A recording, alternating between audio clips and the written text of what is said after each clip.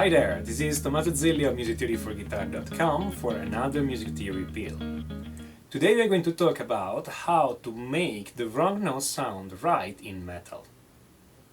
Now, if you are a fan of metal, and I do realize that metal it's a very wide style, so there are so many possible types of metal, but in general, if you like metal or are a metal musician, you know that most of the bands and players you listen to use a number of exotic and strange scales, interesting arpeggios and all these kind of things. I am the first one to tell you that yes, you have to study all those scales and all those arpeggios if you want to have all that kind of expressive power at your fingertips. At the same time, there are a few simple tricks that make whatever you are playing much more interesting and requires next to no thinking. And today we're going to see one of those tricks that allows you to use a number of wrong notes, or notes not in the scale or strange sounding notes, and to make them sound right. So the first thing you need is either a scale or an arpeggio or a chord or something to work as a support for the trick. And this can be literally anything, because you can apply this trick to literally anything. You can apply it in a solo, you can apply it when you are composing a riff or a rhythm part, or literally anything you can play. So let's see a few of those situations. But let's say I am improvising a solo and generically my rhythm player is just playing a pedal of E, so. And I want to solo over that. Since my rhythm player is just playing a single note, I have a very wide choice of scales, arpeggios, etc., etc. Of course, again, the more of those scales and arpeggio you know and can pull off at a moment's notice, the better it is for you, because you have more control on what you're doing.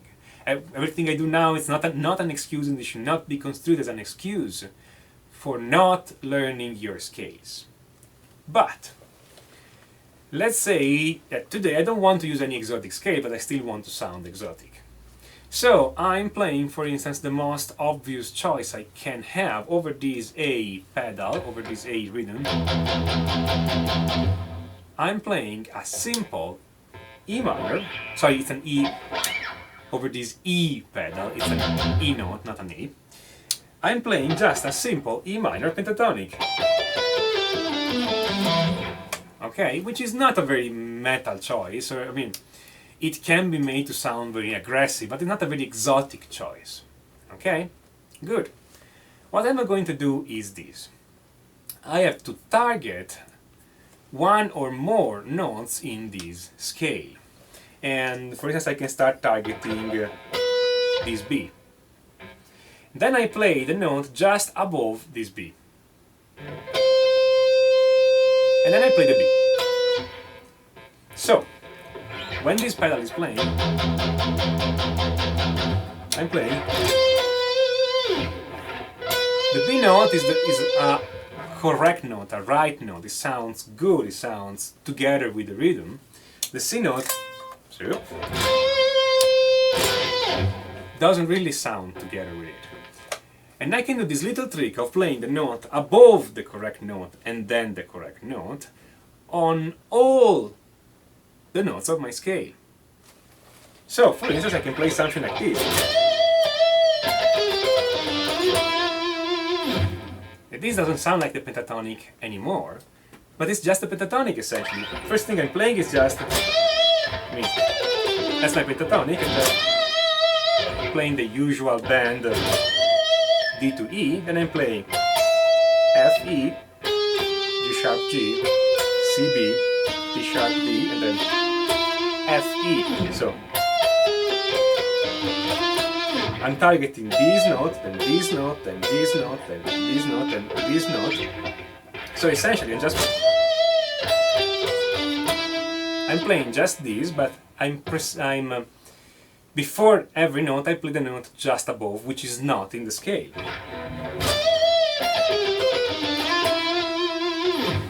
And these sound very exotic and strange and very metal in a sense. So that's a little stupid example if you want. With a scale, I can make the same example with an arpeggio. So if I have an arpeggio of E, an arpeggio of E minor, I can do exactly the same on the arpeggio. And by the way, I don't have to do it on all the notes, I can just do it on some notes.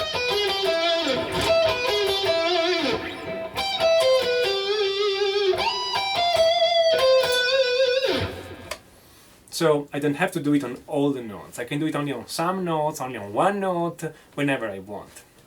I can apply the exact same trick if I'm writing a riff or a rhythm part, rather than just playing. Generically here I'm on E, so I can have the E power chord anytime I want, and I can play any note of this power chord, any note above this power chord, and then a note of the power chord.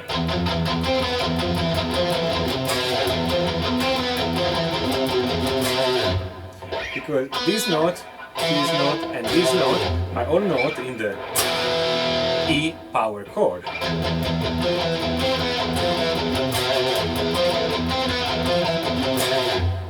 Of course I can choose any chord, rather than being on E power chord, I can be on E minor or E major or whatever else.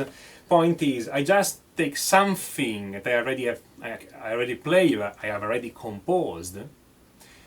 I can take any melody or any sequence of notes, whatever, and every now and then I just play the note above the intended one and then the correct note, and this will make your little run or riff or solo sound more exotic. As you see, it's a very simple concept. It's so, once you know it, it's so stupidly easy that it's very easy to underestimate this trick because it's too easy. But in fact, this allows you to use all the notes outside the scale that you normally use, outside the normal thing you play, and it make them sound way more exotic and interesting. I can sit here making examples all day, but as you see, the trick is so simple that we don't need many more examples. Take anything you are writing or composing, and on one or two or three notes in your riff or solo or run or whatever, play the note just above, like one fret above. This is also called the upper neighbor because it's just above your note.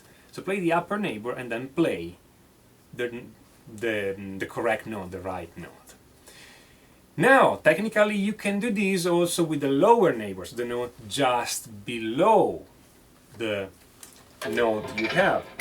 Rather than doing, you can do this.